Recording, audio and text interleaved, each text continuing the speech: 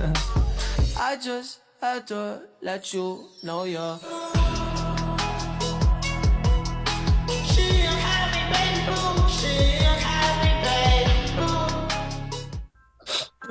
Assalamualaikum warahmatullahi wabarakatuh.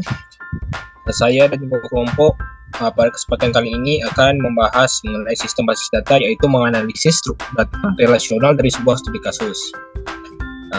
Sebelum kita masuk ke materi, kami akan memperkenalkan diri masing-masing terlebih dahulu. Pertama, saya adalah Haikal Fizi Al-Zafin dengan NIM 2501020116.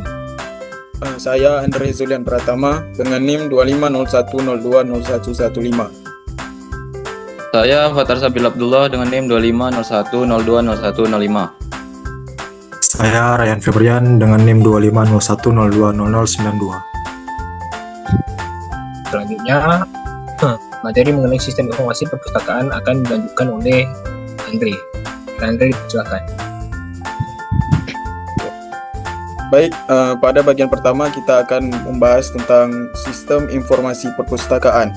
Sistem ini merupakan sebuah sistem berbasis database relasional, yang artinya semua data disimpan dalam bentuk tabel-tabel yang saling terhubung satu sama lain. Tujuan utama dari sistem ini adalah untuk mengelola seluruh aktivitas perpustakaan secara otomatis. Dan juga sebelumnya dilakukan secara manual seperti mencatat peminjaman di buku, sekarang sudah dilakukan oleh sistem. Selain itu, sistem ini juga berfungsi untuk mengamankan data agar tidak mudah dimanipulasi, menghindari duplikasi data, dan melacak semua aktivitas, mulai dari peminjaman sampai pengembalian buku. Di dalam sistem ini, terdapat dua aktor utama, yaitu yang pertama petugas, yang berperan sebagai admin dan memiliki akses penuh terhadap sistem. Yang kedua, anggota, yaitu pengguna yang meminjam buku. Semua aktivitas anggota, seperti peminjaman dan pengembalian, akan dicatat dan dipantau oleh sistem secara otomatis. Selanjutnya kita masuk ke bagian entitas. Entitas ini bisa kita anggap sebagai objek utama dalam database. Pada sistem perpustakaan ini terdapat 6 entitas, yaitu yang pertama entitas anggota, untuk menyimpan data profil pengguna yang terdaftar dan memiliki hak untuk melakukan transaksi sirkulasi. Yang kedua, buku, untuk menyimpan data master inventaris fisik koleksi literatur yang tersedia di perpustakaan. Yang ketiga, entitas petugas, untuk menyimpan dan data kredensial staf yang memiliki otoritas untuk memvalidasi dan memanipulasi data transaksi sistem. Yang keempat, entitas peminjaman, untuk mencatat jadwal transaksi sirkulasi keluar, mengikat data anggota peminjam dengan petugas yang melayani. Yang kelima, detail peminjaman, entitas asosiatif yang menyimpan rincian spesifik item buku dalam suatu transaksi peminjaman, sekaligus melacak perubahan kondisi fisik buku. Dan yang terakhir, entitas pengembalian, mencatat proses penutupan transaksi sirkulasi secara spesifik, relasi 1:1, untuk memvalidasi status denda dan mengikat petugas penerima. Berikutnya kita masuk ke atribut, yaitu kolom-kolom yang ada dalam setiap entitas.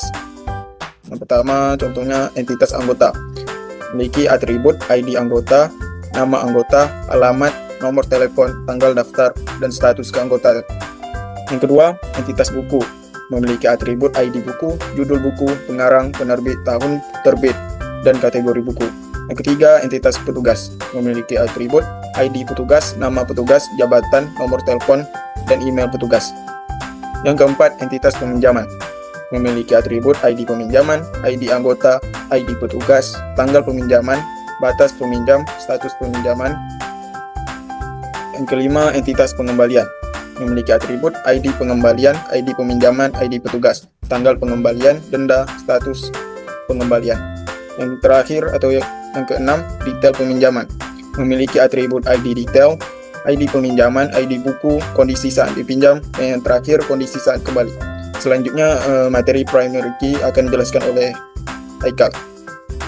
Oke, selanjutnya pada bagian primary key pada sistem informasi perpustakaan, yaitu ada beberapa, yaitu salah satunya pertama sekali yaitu entitas anggota, memiliki primary key ID anggota, yaitu digunakan untuk mengidentifikasi setiap anggota secara unik.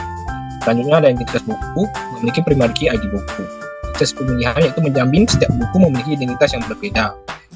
Ada juga entitas petugas yang memiliki primary key ID petugas, digunakan untuk membedakan setiap tugas perpustakaan. Selanjutnya ada entitas peminjaman, memiliki ID peminjaman untuk mengidentifikasi setiap transaksi peminjaman. Selanjutnya ada entitas pengembalian, memiliki ID pengembalian digunakan untuk mencatat setiap transaksi pengembalian. Selanjutnya, dan yang terakhir ada detail peminjaman, memiliki ID detail digunakan untuk mengidentifikasi setiap baris rincian buku di dalam satu transaksi peminjaman secara unik. Selanjutnya, ada relasi entitas, yaitu entitas pertama anggota memiliki relasi untuk melakukan peminjaman pada entitas kedua yang memiliki kardinalitas one to many. Selanjutnya, ada entitas petugas yang memiliki relasi untuk melayani peminjaman pada entitas kedua dengan kardinalitas one to many juga. Selanjutnya, ada entitas peminjaman, itu relasi untuk mencakup detail peminjaman pada entitas kedua yang memiliki kardinalitas one to many. Selanjutnya ada buku yang memiliki relasi tercatat di detail peminjaman pada entitas kedua dan memiliki kardinalitas yang sama, yaitu one to many. Nah, selanjutnya ada peminjaman yang memiliki relasi diselesaikan oleh pengembalian pada entitas kedua yang memiliki kardinalitas one to one. Yang terakhir adalah petugas yang memiliki relasi menerima pengembalian pada entitas kedua yang memiliki kardinalitas one to many. Nah, sistem ini dirancang dengan integritas relasional yang ketat. Seorang anggota dapat melakukan banyak transaksi peminjaman, hingga hubungan keduanya memiliki kardinalitas one to many, karena satu transaksi peminjaman dapat mencakup beberapa buku sekaligus.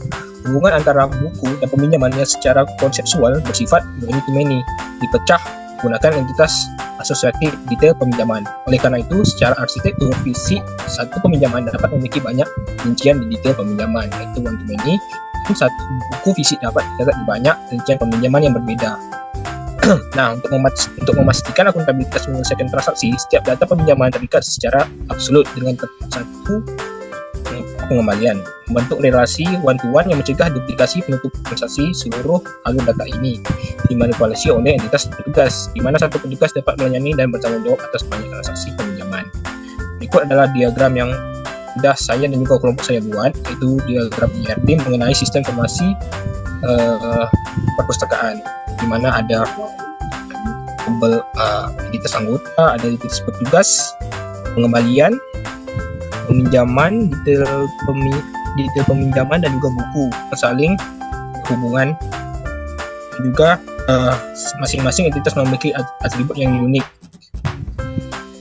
Selanjutnya akan dilanjutkan kepada materi sistem e-commerce sederhana yang akan dilanjutkan oleh Fathar. Silakan Fathar. Oke. 2. Sistem e-commerce sederhana. A. Deskripsi sistem. E-commerce ini adalah sistem informasi transaksional berbasis web yang mengintegrasikan pengelolaan dan katalog dan alur kerja penjualan secara otomatis. Sistem ini memungkinkan pelanggan sebagai aktor utama untuk mengakses tabel produk, melakukan registrasi data pada tabel pelanggan, serta mengeksekusi pesanan.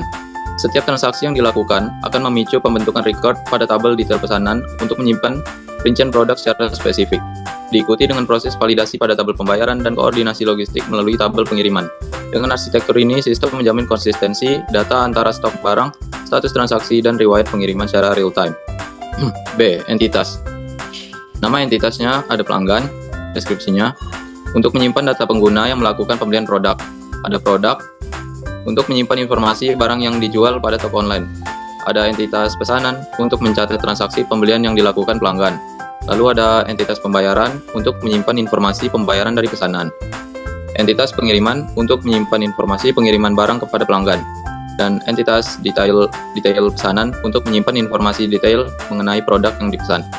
C. Atribut setiap identitas. Entitas pelanggan. Atributnya ada ID pelanggan, nama pelanggan, email, nomor telepon, alamat, dan tanggal registrasi. Lalu ada entitas produk yang atributnya ada ID produk, nama produk, kategori produk, harga produk, stok produk, dan deskripsi produk. Lalu ada entitas pesanan, atributnya ada ID pesanan, ID pelanggan, tanggal pesanan, total harga, dan status pesanan. Ada entitas pembayaran, atributnya ada ID pembayaran, ID pesanan, metode pembayaran, tanggal pembayaran, jumlah pembayaran, dan status pembayaran.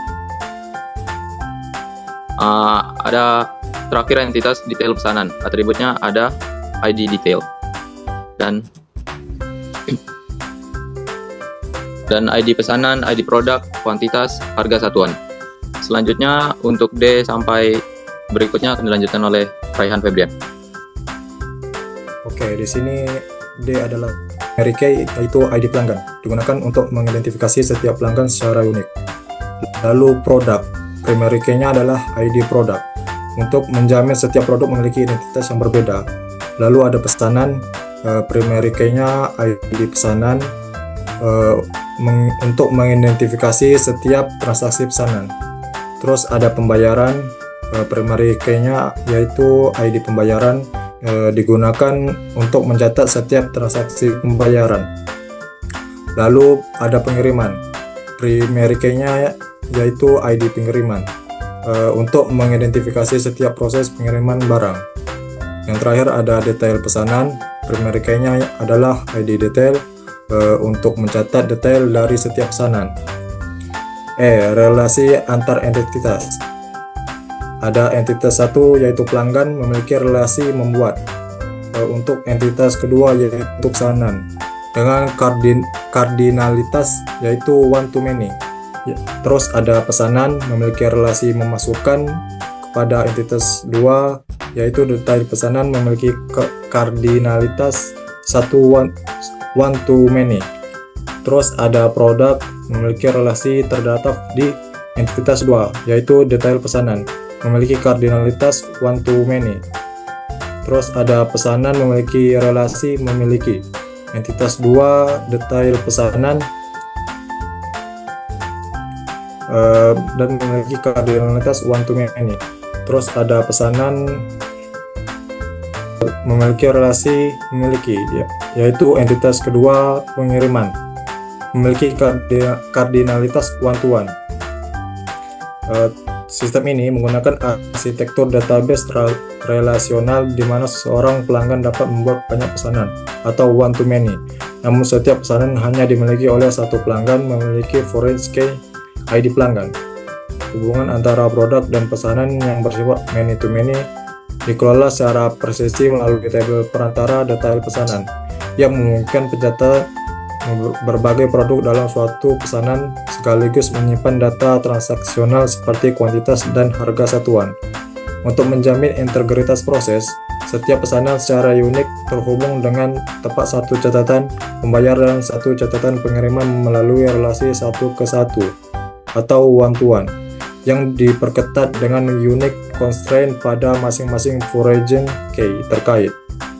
Terus di bagian F ada diagram IRD, bisa dilihat diagramnya ada pembayaran, pengiriman, pesanan, pelanggan, detail pesanan, dan produk. Oke, selanjutnya dialihkan kepada moderator. Oke, setelah selesai menyelesaikan bahas materi mengenai sistem basis data ini, menganalisis mengenai sistem informasi perpustakaan dan juga e-commerce sederhana. Nah, di setiap